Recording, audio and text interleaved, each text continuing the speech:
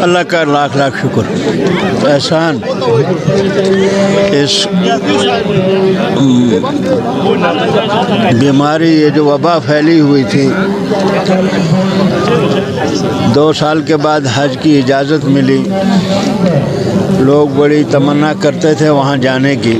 اللہ کا شکر ہے کہ پھر موقع مل رہا ہے، کیونکہ کم لوگوں کو مل رہا ہے لیکن بہرحال مل رہا ہے۔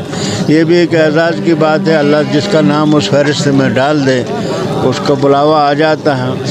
تو آج حاجی صاحبان وہاں جا رہے ہیں، تو امید ہے وہ ہمارے ملک کے لیے، ہماری ریاست کے لیے وہ جو بھی دعائیں قبول کریں وہاں پہ اللہ سے مانگیں تو اللہ قبول کرے گا انشاءاللہ۔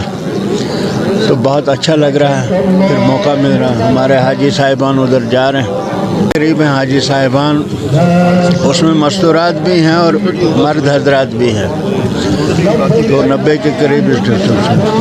یہ کوئی خاص انتظامات نہیں تھے، انتظام کی دیکھیے یہ ذمہ داری گورنمنٹ کی تھی۔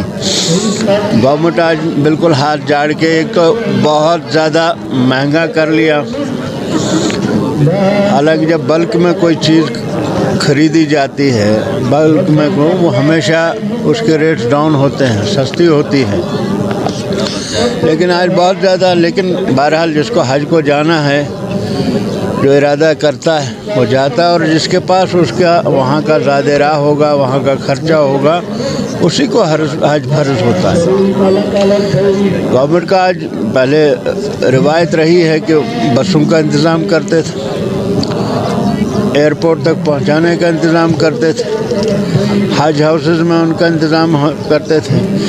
آج یہاں کوئی اہتمام نہیں تھا، تو حاجی لوگوں جا رہے تھے، کسی کو کوئی معلوم نہیں، تو سیرت کمیٹی نے اس کا اہتمام کیا کہ وہ آ جائیں، ایک ساتھ نکلیں یہاں سے، ان کے لیے دعائے مجلس کا انتظام ہو، ان کے لیے چائے وغیرہ کا انتظام ہو، اور ایک ساتھ وہ یہاں سے جائیں کہ لگ رہا ہے کہ وہ حج کے لیے جا رہے ہیں۔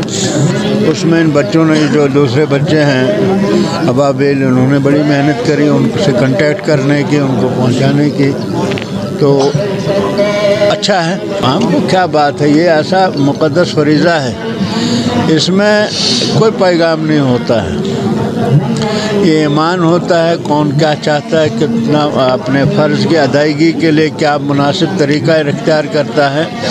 یہ ایک ایسا فرض ہے جو سب پر عائد نہیں ہوتا ہے، جیسے نماز